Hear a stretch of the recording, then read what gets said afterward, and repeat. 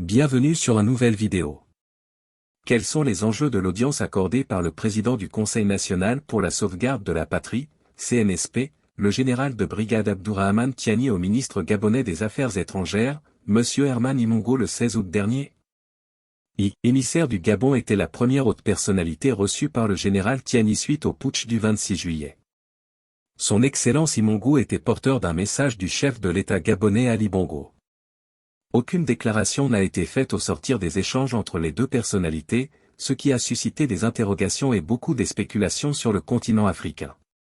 Dans cette vidéo, un analyste politique malien nous éclaire sur une visite qui, jusque-là, était entourée des mystères. Ali Bongo a envoyé quelqu'un.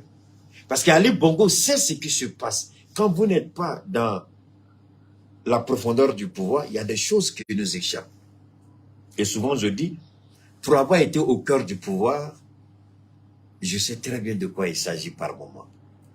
Pour avoir été au cœur du pouvoir, je sais comment les choses se font. Et si Ali Bongo a envoyé quelqu'un, Ali Bongo voulait envoyer un message à Alassane Ouattara. Dès les premiers instants, c'est à ça que j'avais pensé. Je me suis dit, est-ce qu'il y a un problème entre Ali Bongo et Alassane Ouattara? Alassane Ouattara veut faire la guerre, Ali Bongo veut la diplomatie. Est-ce qu'il y a... J'ai gardé ça pour moi, je ne l'ai pas développé sur les réseaux. C'est ce que je me suis posé comme question. Est-ce qu'il y a un problème entre Ali Bongo et Alassane Ouattara? Et aujourd'hui, la vérité est là.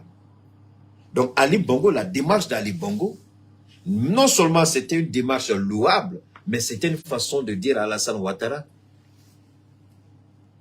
tu es vieux pour rien.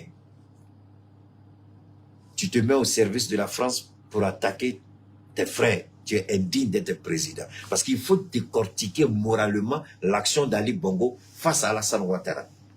Parce qu'Ali Bongo, c'est un message qu'il a envoyé à Alassane Ouattara. Ali Bongo a envoyé un message d'encouragement, un message de soutien. Et c'était, je dis à l'époque, c'est le seul président au monde qui a envoyé un émissaire officiel au général, avant les Américains. Et mais, maintenant, vous avez tous compris maintenant pourquoi Ali Bongo a envoyé des émissaires à Niamey. Ce n'était pas pour espionner, comme beaucoup l'ont dit. Ce n'était pas pour la France, comme beaucoup l'ont dit. Aujourd'hui, au regard de la bande audio qui circule, tous ceux qui ont dit pour la France, vous devez vous excuser auprès d'Ali Bongo. Tous ceux qui ont dit c'était pour espionner, vous devez vous excuser.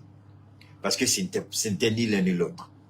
Voilà la vérité maintenant que vous avez. Ali Bongo sait, parce qu'il a les services des renseignements, même s'il est physiquement affaibli, Ali Bongo sait que Alassane Ouattara est en contact avec l'opposition. C'est pourquoi il a appelé l'ambassadeur de Côte d'Ivoire au Gabon. Le ministre des Affaires étrangères a appelé l'ambassadeur de Côte d'Ivoire à Libreville pour explication. Il n'a qu'à s'expliquer. Que veut la Côte d'Ivoire? L'ambassadeur de Côte d'Ivoire a été appelé pour qu'il se justifie. Donc cela vous démontre. Mais est-ce que vous avez entendu ça sur RFI? Non. Est-ce que vous avez entendu ça sur France 24? Non. Est-ce que vous avez entendu ça sur TV5? Non. Ils n'en parleront pas parce que ce n'est pas dans leur intérêt. Tout ce qui n'est pas dans l'intérêt de la France, ils n'en parlent pas. Mais c'est nous qui en parlons.